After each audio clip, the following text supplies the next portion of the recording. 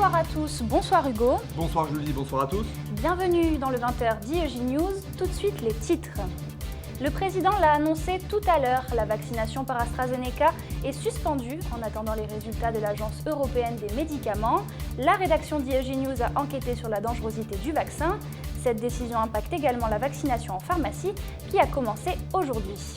Les transferts de patients se multiplient en Île-de-France, avec un double objectif: soulager les services de réanimation saturés et éviter un nouveau confinement. Nous retrouverons Clélia Gutiérrez à l'hôpital de Melun, où des patients sont partis ce matin pour des hôpitaux en région. Harcèlement scolaire, le meurtre d'Alisha par ses camarades de classe a suscité beaucoup d'émotions. Ce drame a aussi remis en lumière les problèmes de harcèlement scolaire. Selon l'Éducation nationale, près de 700 000 élèves seraient concernés. Vous entendrez dans ce journal une victime de harcèlement. Aller au cinéma en plein Covid, on pensait que c'était impossible. Pourtant, Agathe Hervieux a trouvé une solution. Elle nous fera découvrir à la fin de ce journal les hôtels cinéma, un tout nouveau concept né il y a quelques semaines. Il est quasiment impossible de voyager en ce moment. Si vous avez besoin de prendre l'air, Yelban Rialan et Clélia Gutiérrez vous proposent une alternative. Elles nous feront voyager en Île-de-France grâce au pass Navigo. À la une ce soir, les doutes qui persistent autour du vaccin AstraZeneca et ses possibles graves effets secondaires.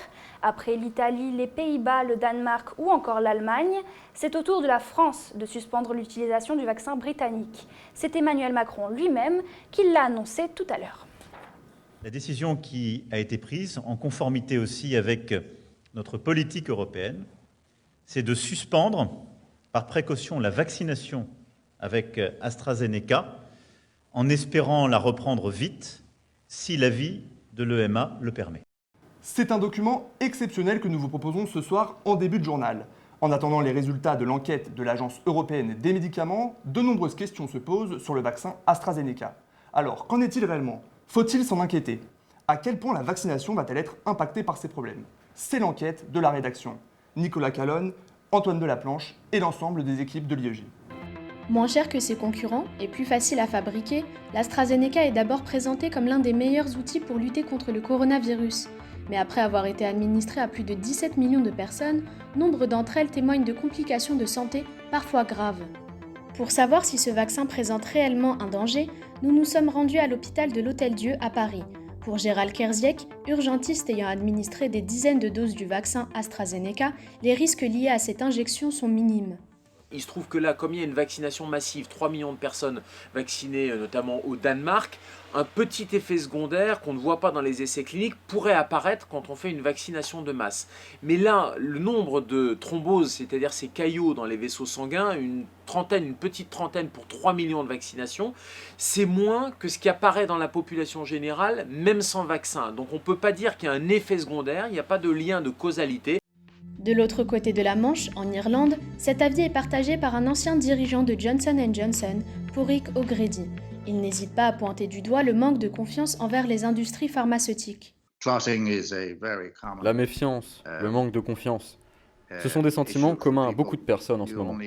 Pourtant, il suffit de regarder le nombre de patients qui sont susceptibles d'avoir des thromboses veineuses profondes ou ce genre de complications similaires pour constater que c'est en fait quelque chose de très commun. Au-delà des quelques cas confirmés, affirmer qu'on peut établir un quelconque lien entre ces complications et le vaccin serait pour moi particulièrement choquant.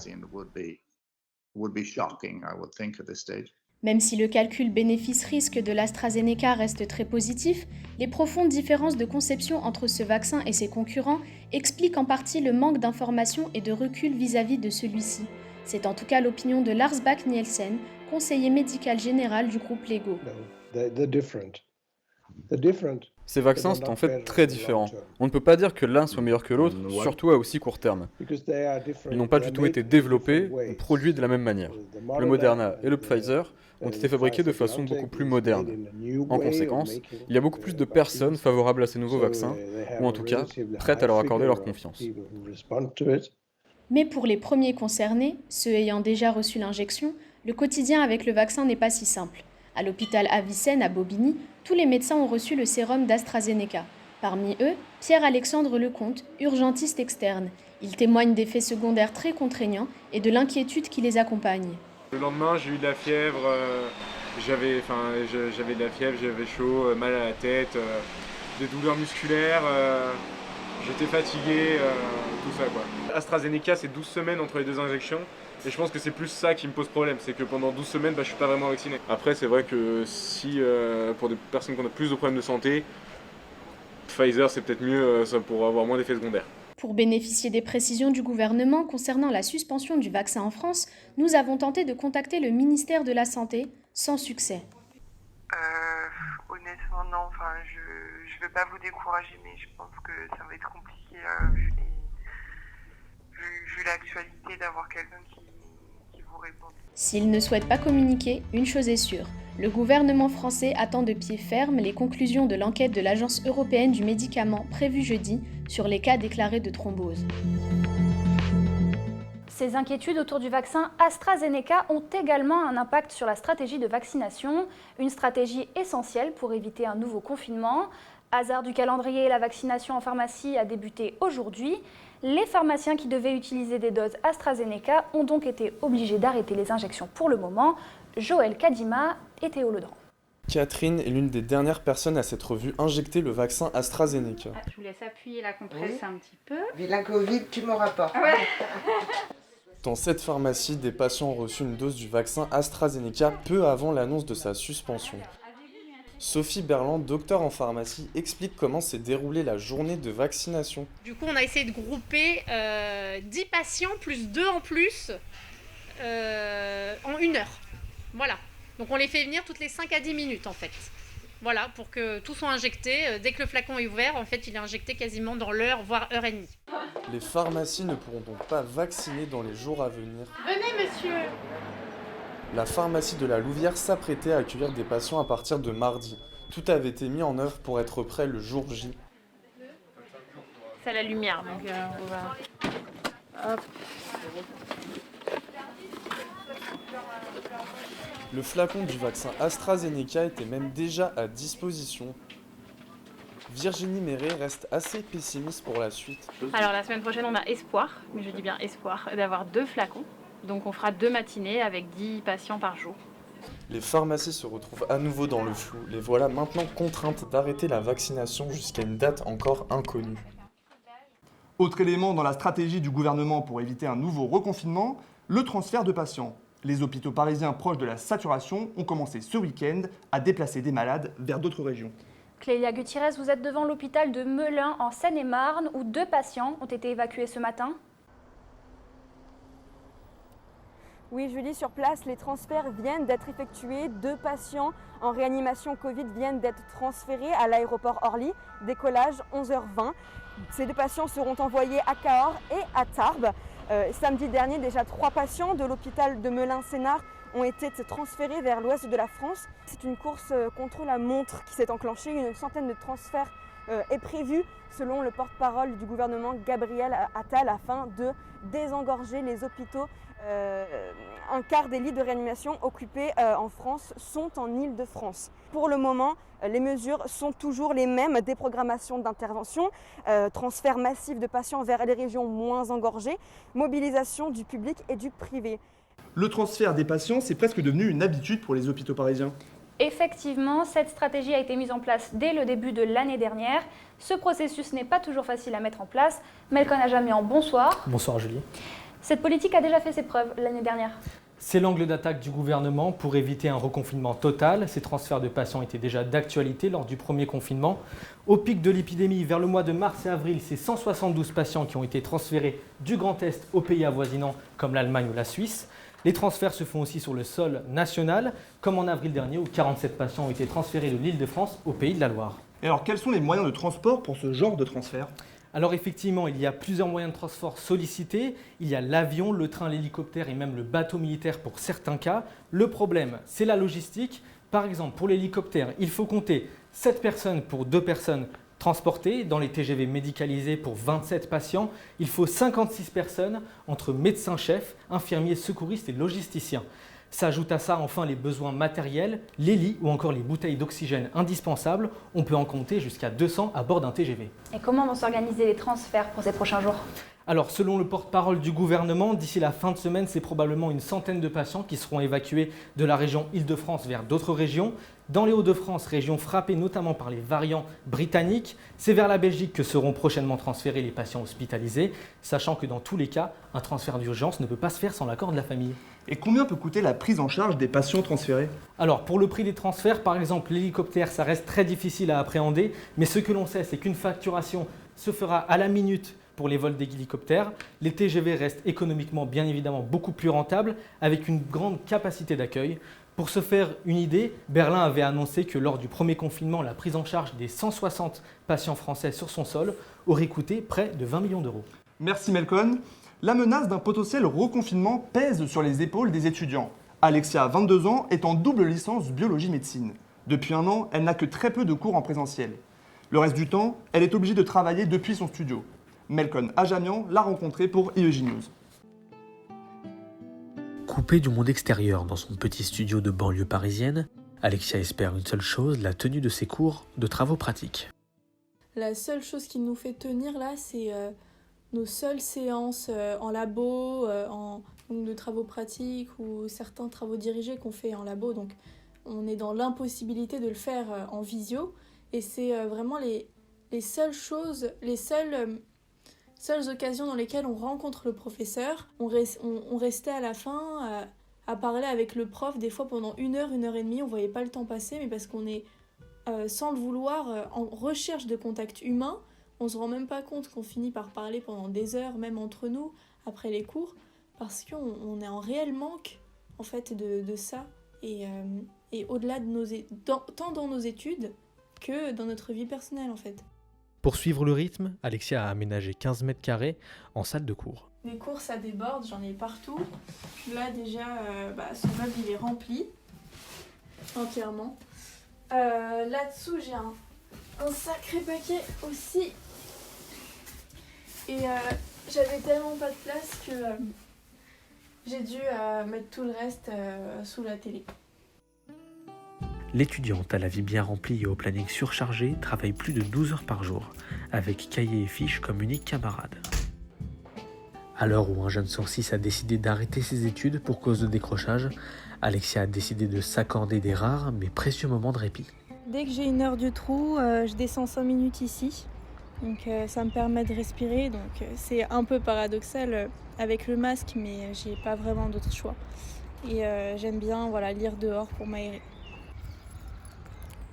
À l'image des 300 autres élèves de sa promotion, il est déjà l'heure pour Alexia de s'enfermer en attendant des jours meilleurs. En Italie, la situation se complique. La moitié de la population est confinée depuis ce matin et au moins jusqu'au 6 avril pour freiner la 3e vague de l'épidémie. Dans les 10 régions les plus touchées, les écoles sont fermées, ainsi que la plupart des commerces et des restaurants. Dans le même temps, Mario Draghi affirme que la campagne de vaccination va s'accélérer. Le Premier ministre italien assure que 500 000 injections par jour seront effectuées dans les prochaines semaines.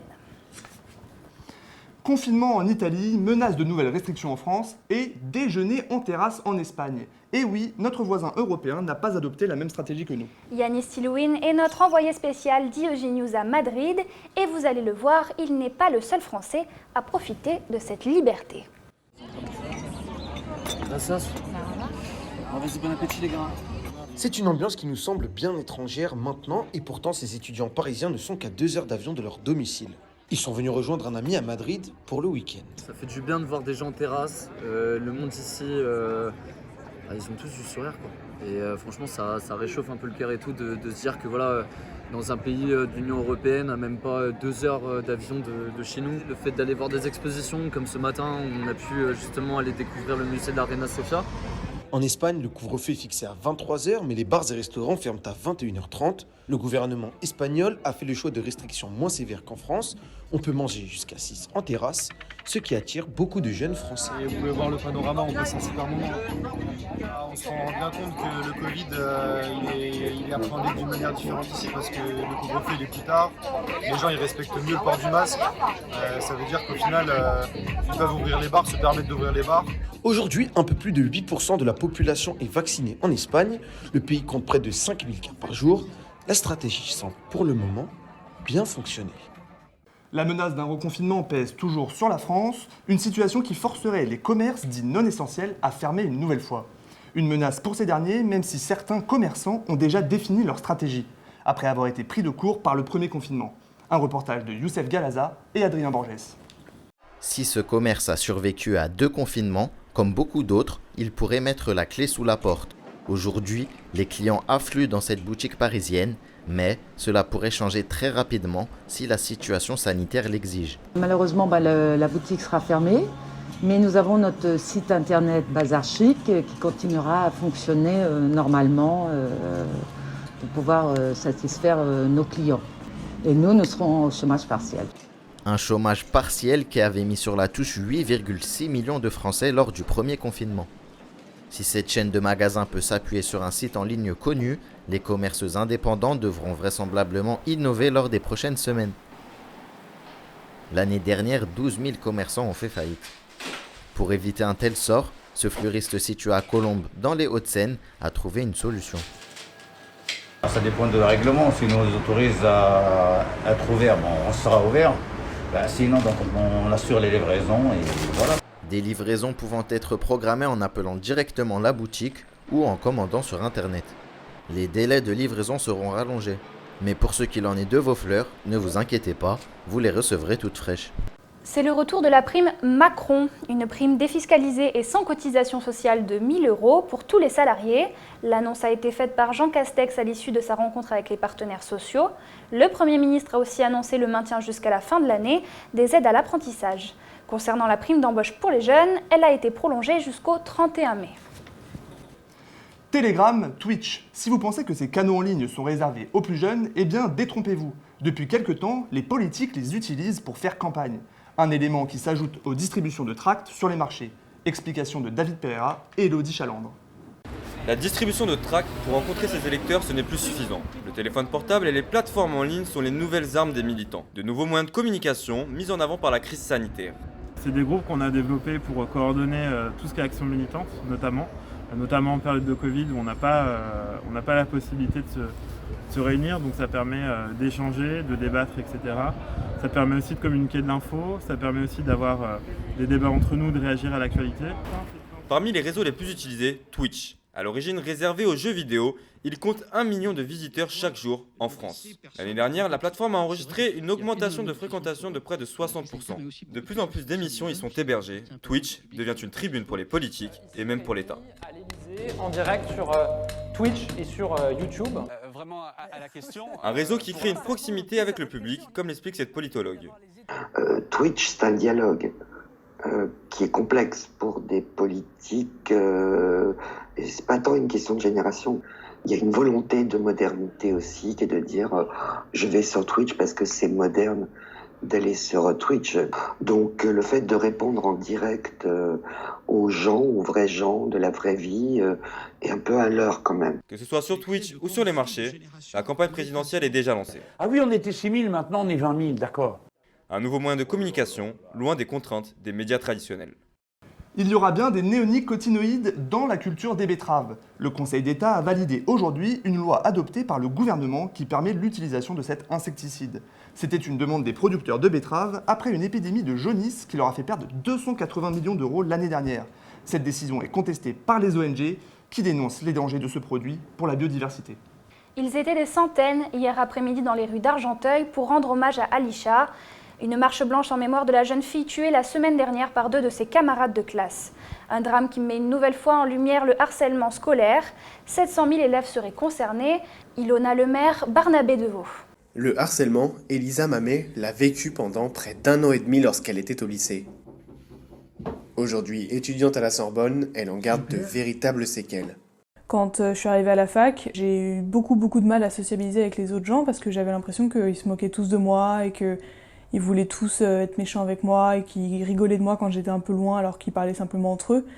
Et ça m'a créé une barrière que je connaissais pas avant parce qu'avant j'étais une fille assez sociable. Pour la jeune femme, former les enseignants à gérer ce genre de situation doit devenir une priorité. Ça devrait être un des points essentiels de l'enseignement aujourd'hui parce que c'est un sujet qui touche toutes les écoles de France et du monde et ça brise la confiance en soi d'un élève et ça c'est super dur. Ces situations de harcèlement, les enseignants en sont régulièrement témoins. Catherine Maury est professeure dans un collège à Paris. Elle était justement face à un de ces cas la semaine dernière avec une de ses élèves. Des élèves de la classe, de façon très intelligente, la traitaient de simulatrice et de Neymar. Tout ça parce qu'elle avait des béquilles. Elle a commencé un petit peu à nourrir une espèce de phobie scolaire. Après une discussion avec les élèves concernés, les moqueries se sont arrêtées. L'enseignante reste particulièrement attentive à ce genre de situation. Si jamais ça continuait, j'aurais pu leur passer en vie de classe une vidéo de Squeezie. Il y a une petite vidéo où ils parlent du harcèlement. C'est un bon média pour les jeunes. Leurs paroles portent sans doute plus que celles d'un prof. Après le décès d'Alisha, la ministre Marlène Schiappa a annoncé la mise en place d'un comité de parents contre le harcèlement en partenariat avec plusieurs associations. Le projet devrait voir le jour dans la semaine. Après Mauro Icardi le mois dernier, c'est au tour d'Angel Di Maria et de Marquinhos d'être victimes d'un cambriolage. Les faits se sont déroulés hier soir pendant le match entre le Paris Saint-Germain et le FC Nantes. L'Argentin a même quitté ses coéquipiers en plein milieu de la rencontre. Ilona Lemaire. Image inhabituelle lors d'un match de football. Les Parisiens mènent au score face aux Nantais lorsqu'un mystérieux échange entre Leonardo, le directeur sportif, et Pochettino, l'entraîneur parisien, est capturé par les caméras. La confusion dure plusieurs minutes avant que le coach demande la sortie d'Angel Di Maria. Un changement qui pourrait paraître normal, cependant la raison est beaucoup plus inquiétante. Dès qu'il quitte le terrain, le joueur est raccompagné au vestiaire par son entraîneur. Il lui annonce alors que son domicile de Neuilly-sur-Seine vient d'être cambriolé, alors que sa femme et ses filles y sont présentes. Un événement traumatisant pour sa famille, déjà victime d'un homejacking en Angleterre il y a quelques années. Au même moment, c'est le père de Marquinhos qui est lui aussi victime d'un cambriolage, durant lequel il est violenté et séquestré. Secoué par ces deux incidents, le Paris Saint-Germain a décidé de renforcer la sécurité de ses joueurs. Des agents seront désormais présents 24 heures sur 24 devant leur domicile. Aux États-Unis, c'était la 63e édition des Grammy Awards. Beyoncé a battu le record de récompense pour une artiste féminine avec 28 trophées remportés depuis le début de sa carrière. Une cérémonie qui a mis les femmes à l'honneur. Taylor Swift est devenue la première artiste féminine à gagner 3 fois le Grammy du meilleur album de l'année. Le cinéma subit de plein fouet la crise du coronavirus. De nombreuses voix s'élèvent pour demander la réouverture des salles. Directeurs de cinéma, présidents d'associations, artistes ou anonymes, tous se sont mobilisés ce week-end pour obtenir le retour du public dans les salles. Reportage d'Alexandre Maurice et Tina Millet. Rythme endiablé et musicien totalement habité, la compagnie Ens Batucada dirigée par Arnaud met l'ambiance. C'est une question de rassembler un peu les gens. À un moment donné, là, au niveau des ciné, mais après, on peut plus largement, de toute façon, sur la culture en général. Il faut que ça bouge. Ce n'était pas simplement un rassemblement, mais une véritable séance de collage. Pendant plus d'1 heure, les photos des devantures des 30 cinémas de la CIP ont été affichées. Le directeur du Majestic, Mathieu Guetta, explique ce choix. L'idée d'aujourd'hui était de montrer que ce n'est pas juste un problème de salle de cinéma, que la culture est un tout. C'est pour ça que j'ai voulu qu'il y ait à la fois des plasticiens et des musiciens. Des mobilisations ont eu lieu dans toute la France suite à l'appel de la Fédération nationale des cinémas français, comme à Romainville au cinéma Le Trianon. Et on a estimé qu'il était temps qu'on s'exprime justement et qu'on donne la parole aussi à nos spectateurs, à nos spectatrices.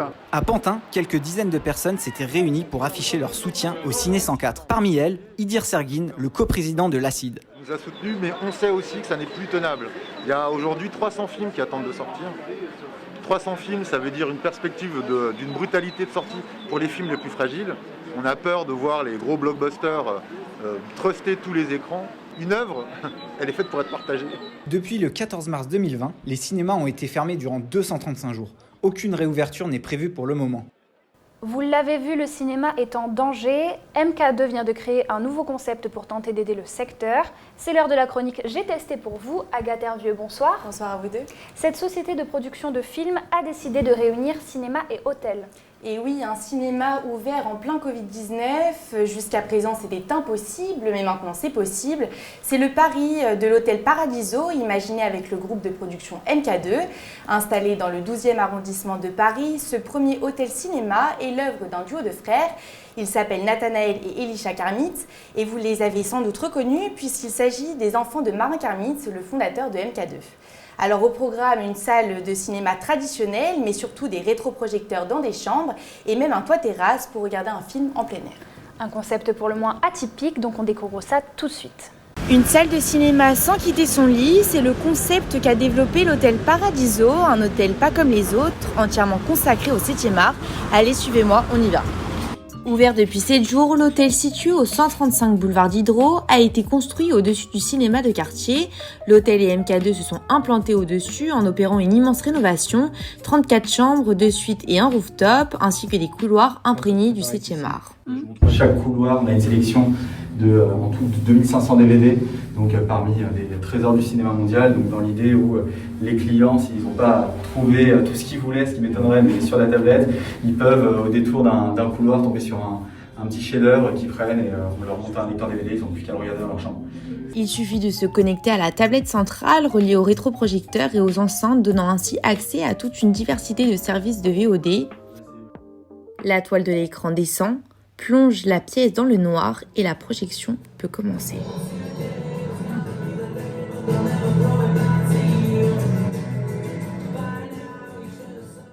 Mais combien ça coûte, cette petite expérience, Agathe ? Alors, concernant les prix, il faut compter 100 € pour une chambre simple et 350 € pour la plus belle des suites. J'ai testé et je peux vous confirmer que toutes les chambres ont été aménagées de manière à avoir un écran de cinéma, peu importe où l'on se trouve, que ça soit dans son lit, sa douche ou sa baignoire. Merci.